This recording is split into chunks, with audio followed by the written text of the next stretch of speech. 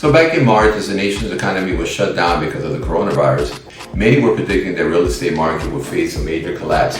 Some forecasts call for a 15 to 20% decline in transactions. However, 6 months later, it seems as though the housing market has fully recovered. Mark Fleming, chief economist at First American, announced last week, since hitting a low point during the initial stages of the pandemic, the only major industry to display immunity to the economic impacts of the coronavirus is the housing market.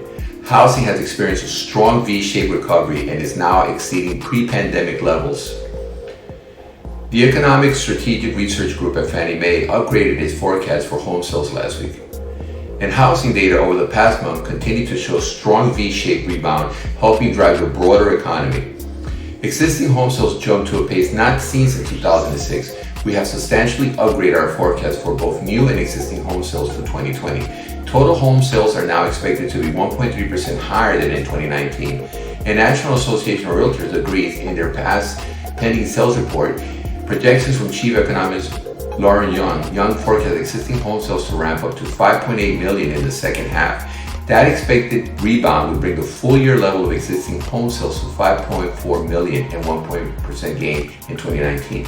Young's forecast for 2021 is an optimistic. Home sales will ramp up again next year, increasing between 8 and 12%. Bottom line, the housing market has come roaring back and looks as though it may even surpass last year's success.